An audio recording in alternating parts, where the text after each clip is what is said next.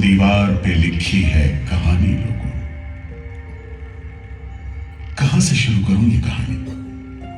जुल्म सितम की यह दास्तां, आजादी के परवानों की वीरता और त्याग की गाथा।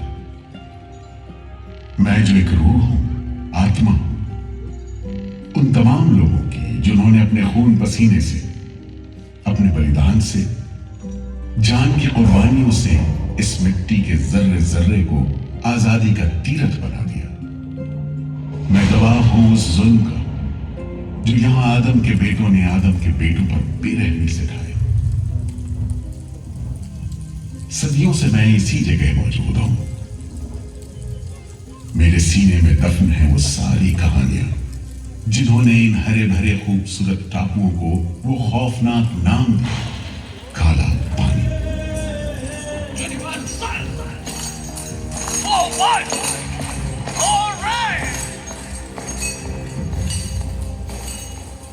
तो वहीं से शुरू करते हैं, उसी हरियाली से जो कैद करने वालों के जुल्म और कैदियों के खून पसीने से बेदाग थी।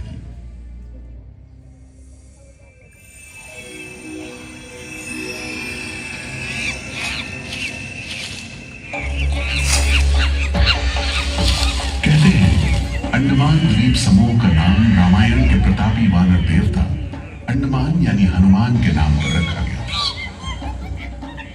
पुराने जमाने से यह कहानी चली आती है कि जब राम ने लंका पर चढ़ाई करने की योजना बनाई थी तो पहले इन्हीं टापुओं से धावा मारने की सोची थी, लेकिन बाद में इरादा बदलकर धनुषकोटि से हमला किया। इतिहास और पुराण में अंडमान द्वीप समूह इसी सिलसिले में याद किया जाता रहा है। और दूसरी शताब्दी के रोमन भूगोल शास्त्री टॉलमी ने इन टापुओं को दुनिया के पहले नक्शे में जगह दी और नाम रखा एग्डेबोन, एक ग्रीक गॉड एगेमेम्नॉन के नाम पर, जो भाग्य का प्रतीक है। इन टापुओं की तरफ लोगों का आना शुरू हुआ। धर्म प्रचारक, लुटेरे, बागी, मल्ला, किस्मत आजमाने को निकले जहाजी, हर तरह के लोग यहां आते रहे। 18वीं सदी के अंत में ईस्ट इंडिया कंपनी ने इन टापुओं पर एक बस्ती कायम करने की कोशिश की और यहां लेफ्टिनेंट आर्चिबाल्ड ब्लेयर को भेजा, मगर यह कोशिश नाकाम रही और अगले 60-70 बरस तक किसी ने इन टापुओं की सुध नहीं ली।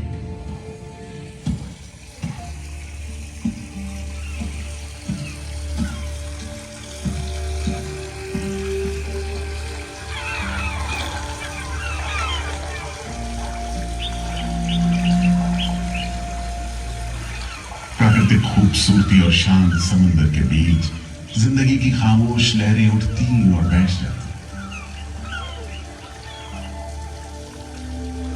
उगते सूरज के साथ पक्षी जागते और डूबते सूरज के साथ इन टापुओं पर जिंदगी सुकून से सो जाती। कि तभी भारत का पहला स्वाधीनता संग्राम यानी 1857 की आजादी की लड़ाई हो गई।